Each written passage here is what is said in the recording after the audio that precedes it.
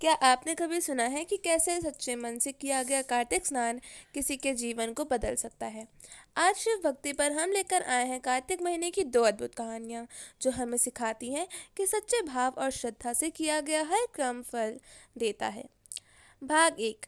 मन चंगा तो कठौती में गंगा।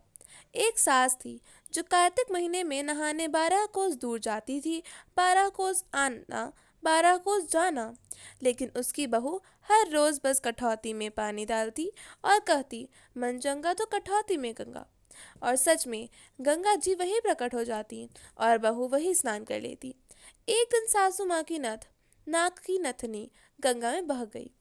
जब बहू ने नहाना शुरू किया तो वही नथ उसके कटरे के पानी में आ गई।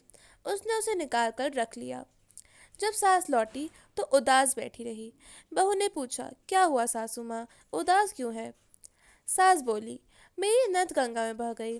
बहू मुस्कुराई और बोली, अरे माँ, वो तो मेरे पास है, उसी कठौती के पानी में बह कर आ गई। सास हैरान रह गई। बहू बोली, आप तो 12 कोस चलती हैं, पर मैं सच्चे मन से गंगा को यहीं बुला लेती हूँ। मन चंगा तो कठौती में गंगा। जैसी सास को आई किसी को ना आए, पर जैसी बहू को आई वैसी श्रद्धा सबको आए।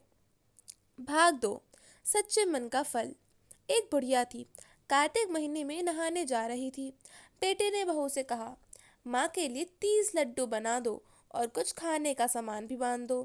पर बहू ने बेमन से जल भुनकर लड्डू बांधे। बुढ़िया नदी किनारे कुटिया बनाकर रहने लगी। हर रोज वह स्नान करके पूजा पाठ करती और लड्डू खाने बैठती। तभी हनुमान जी बंदर का रूप धरकर आते। बुढ़िया प्रसन्न होकर उन्हें लड्डू खिला देती। ऐसे ही पूरा महीना बीत गया। जब कार्तिक महीना समाप्त हुआ, हनुमान जी प्रकट हुए और बोले, माँ, तेरी श्रद्धा से प्रसन्न होकर तेरी कुटिया को महल बना दिया है। वह महल धन धान्य से भर गया और बुढ़िया निरोगी हो गई। जब वह अपने बेटे के पास लौटी तो सब आश्चर्यचकित रह गए। बहू ने सोचा, अगले कार्तिक में मैं भी यही करूँगी।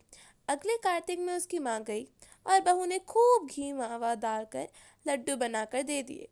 लेकिन जब बंदर रूप में हनुमान जी उसके सामने आए, वह पत्थर मारकर बोले, मेरा पेट नहीं भरता, तुझे कहाँ से दूँ? कार्तिक महीना समाप्त होने पर हनुमान जी प्रकट हुए और बोले, तूने कार्तिक में दूसरों का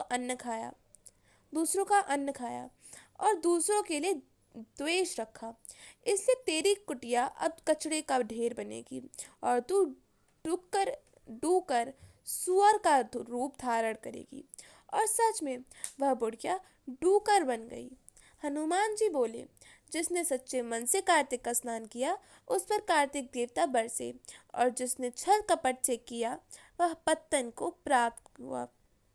इस कथा से हमें यही सीख मिलती है कि सच्ची श्रद्धा, निर्मल मन और भक्ति भाव से किया गया हर कार्य सफल होता है।